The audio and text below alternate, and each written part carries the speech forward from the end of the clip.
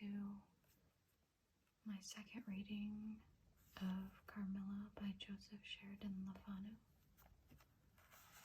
We left off at the end of chapter 1.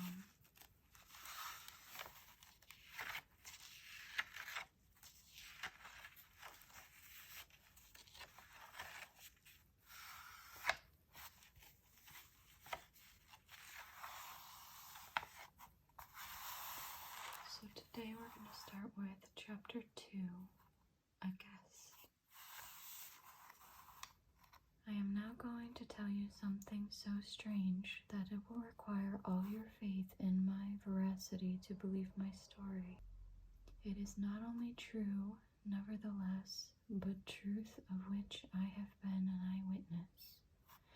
It was a sweet summer evening, and my father asked me, as he sometimes did, to take a little ramble with him along that beautiful forest vista which I have mentioned as lying in front of the Schloss. General Spielsdorf cannot come to us soon as I had hoped, said my father as we pursued our walk. He was to have paid us a visit of some weeks, and we had expected his arrival next day.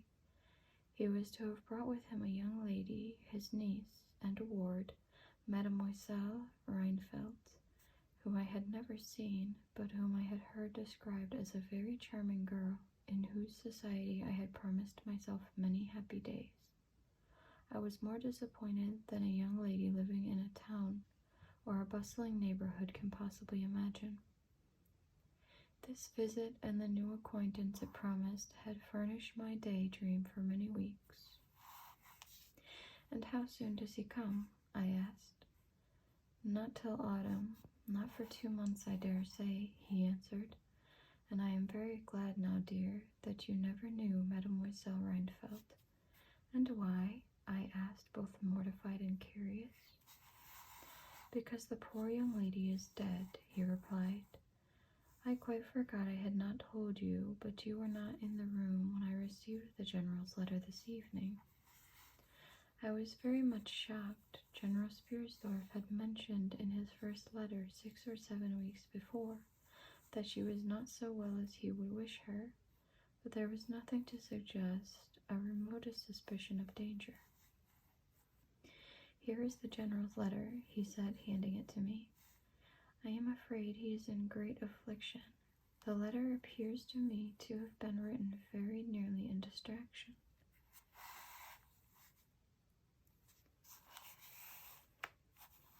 We sat down on a rude bench under a group of magnificent lime trees. The sun was setting with all its melancholy splendor behind the sylvan horizon, and the stream that flows beside our home and passes under the steep old bridge I have mentioned wound through many a group of noble trees, almost at our feet, reflecting in its current the fading crimson of the sky. General Spielsdorf's letter was so extraordinary, so vehement, and in some places so self-contradictory, that I read it twice over, the second time aloud to my father, and was still unable to account for it, except by supposing that grief had unsettled his mind. It said, "I have lost my darling daughter, for as such I loved her. During the last days of our Bertha's illness, I was not able to write to you. Before then, I had no idea of her danger. I have lost her and now learn all too late. She died in the peace of innocence and in the glorious hope of a blessed futurity. The friend who betrayed our infatuated hospitality has done it all. I thought I was receiving into my house innocence, gaiety, a charming companion for my lost Bertha. Heavens, what a fool I have been. I thank God my child died without a suspicion of the cause of her sufferings. She is gone without so much as conjecturing the nature of her illness and the accursed passion of the agent of all this misery. I devote my remaining days to tracking and extinguishing a monster. I am told I may hope to accomplish my righteous and merciful purpose. At present there is scarcely a gleam of light to guide me. I curse my conceited incredulity, my despicable affectation of superiority, my blindness, my obstinacy. All too late. I cannot write or talk collectedly now. I am distracted. So soon as I shall have a little recovered, I mean to devote myself for a time to inquiry, which may possibly lead me as far as Vienna. Sometime in the autumn, 2 months hence, or earlier if I live, I will see you. That is, if you permit me. I will then tell you all that I scarce dare put upon paper now. Farewell. Pray for me, dear friend. In these terms ended this strange letter. Though I had never seen Bertha Reinfeldt, my eyes filled with tears at the sudden intelligence.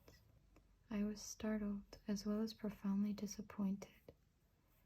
The sun had now set, and it was twilight by the time I had returned the general's letter to my father.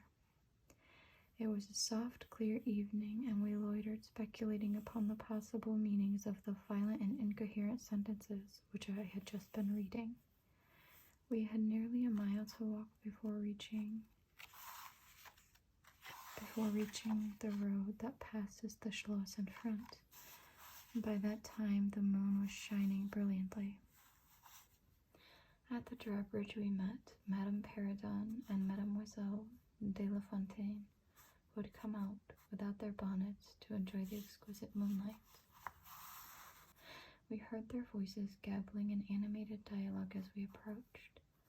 We joined them at the drawbridge and turned about to admire with them the beautiful scene.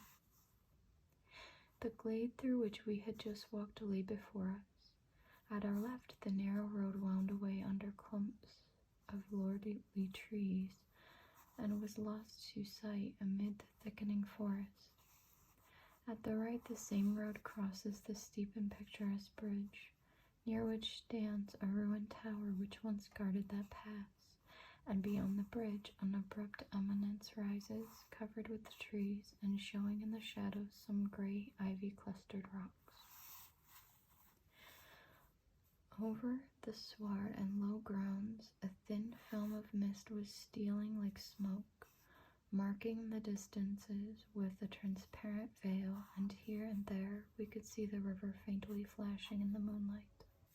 No softer, sweeter scene could be imagined. The news I had just heard made it melancholy, but nothing could disturb its character of profound serenity, and the enchanted glory, the vagueness of the prospect. My father, who enjoyed the picturesque, and I stood looking in silence over the expanse beneath us. The two good governesses, standing a little way behind us, discoursed upon the scene, and were eloquent upon the moon. Madame Perrodon was fat, middle-aged, and romantic, and talked and sighed poetically. Mademoiselle de La Fontaine, in right of her father, who was a German, assumed to be psychological, metaphysical, and something of a mystic, now declared that when the moon shone with a light so intense, it was well known that it indicated a special spiritual activity.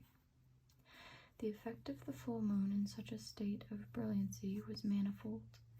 It acted on dreams, it acted on lunacy, it acted on nervous people, it had marvelous physical influences connected with life. Mademoiselle related that to her cousin, who was mate of a merchant ship, having taken a nap on deck on such a night, laying on his back, with his face full in the light on the moon, had wakened after a dream of an old woman clawing him by the cheek, with his features horribly drawn to one side, and his countenance had never quite recovered its equilibrium.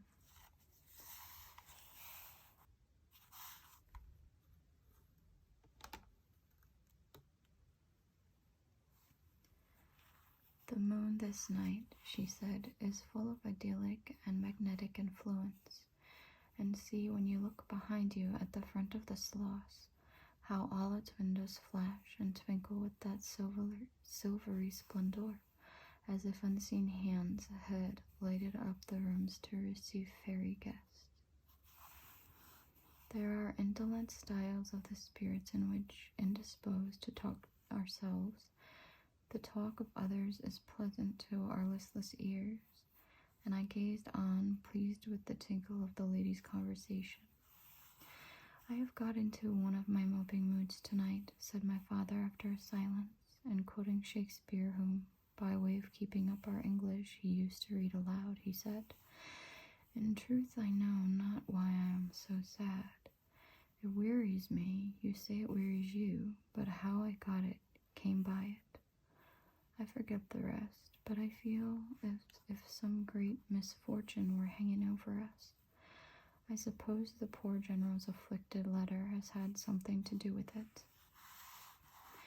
At this moment, the unwonted sound of carriage wheels and many hoofs upon the ground arrested our attention. They seemed to be approaching from the high ground overlooking the bridge, and very soon the equipage emerged from that point.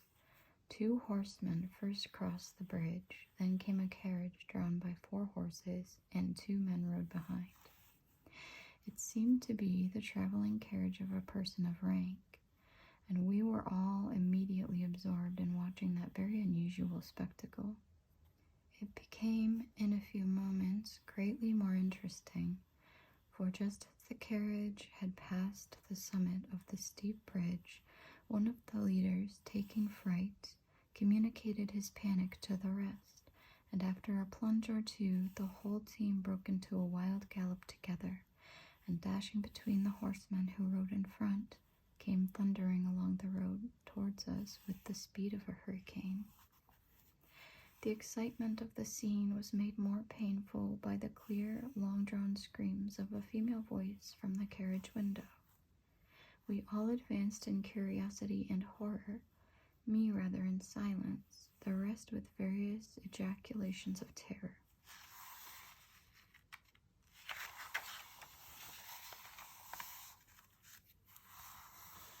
Our suspense did not last long.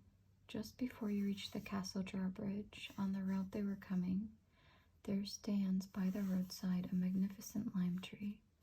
On the other stands an ancient stone cross, at sight of which the horses, now going at a pace that was perfectly frightful, swerved so as to bring the wheel over the projecting roots of the tree. I knew what was coming. I covered my eyes, unable to see it out, and turned my head away. At the same moment, I heard a cry from my lady friends who had gone on a little. Curiosity opened my eyes, and I saw a scene of utter confusion. 2 of the horses were on the ground, the carriage lay upon its side with 2 wheels in the air, the men were busy removing the traces, and the lady with the commanding air and figure had got out and stood with clasped hands, raising the handkerchief that was in them every now and then to her eyes. Through the carriage door was now lifted a young lady who appeared to be lifeless. My dear old father was already beside the elder lady with his hat in his hand, evidently tendering his aid on the resources of his schloss. The lady did not appear to hear him or to have eyes for anything but the slender girl who was being placed against the slope of the bank. I approached. The young lady was apparently stunned, but she was certainly not dead. My father, who piqued himself on being something of a physician, had just had his fingers on her wrist and assured the lady, who declared herself her mother, that her pulse, though faint and irregular, was undoubtedly still distinguishable. The lady clasped her hands and looked upward as if in a momentary transport of gratitude, but immediately she broke out again in the theatrical way which is, I believe, natural to some people. She was what is called a fine-looking woman for her time of life, and must have been handsome. She was tall but not thin, and dressed in black velvet, and looked rather pale, but with a proud and commanding countenance, though now agitated strangely. "Who was ever so born to calamity?" I heard her say with clasped hands as I came up. "Here am I on a journey of life and death, and prosecuting which to lose. An hour is possibly to lose all. My child will not have recovered sufficiently to resume her route, for who can say how long? I must leave her. I cannot, dare not delay.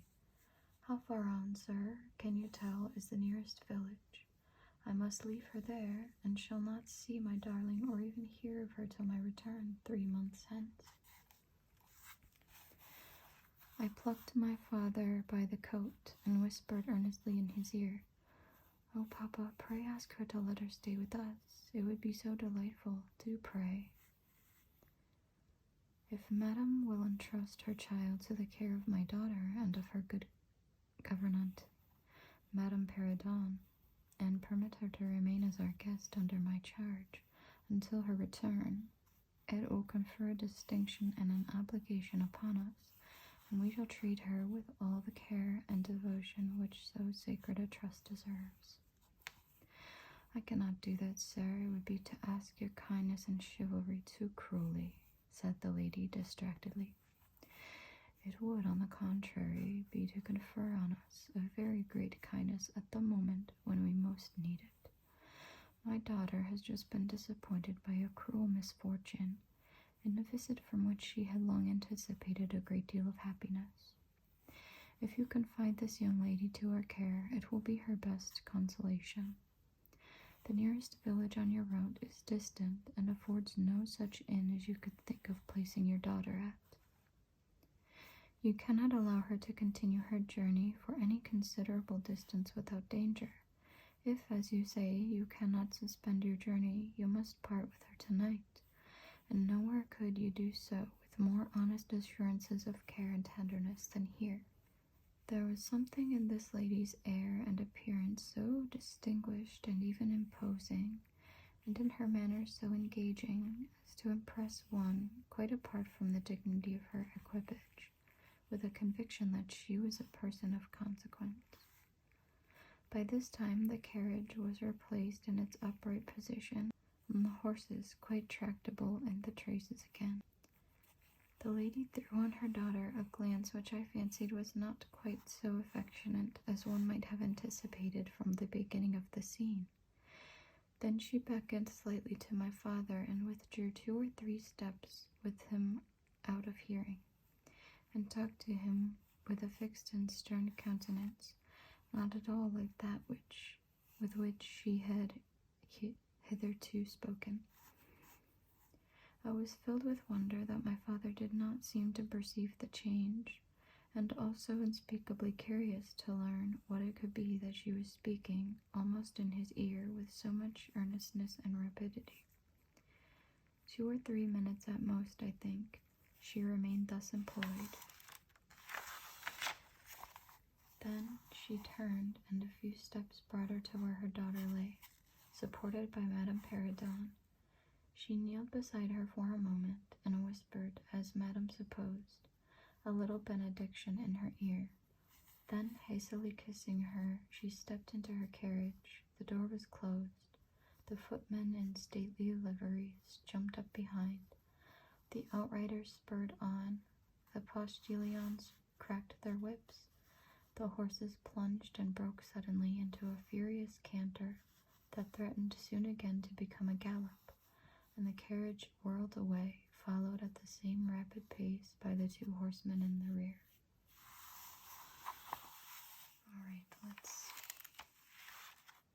chapter 3.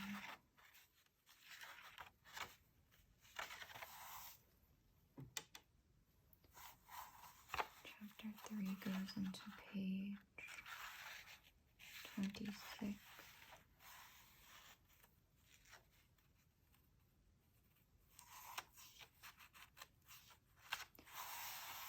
So it looks like that's all that I'm going to have time for this reading. So that'll be it for now. Leaving off on chapter 3. So as always, thank you for watching. I hope that you'll join me for the next one. And until then, good morning, good afternoon, good evening, or good night.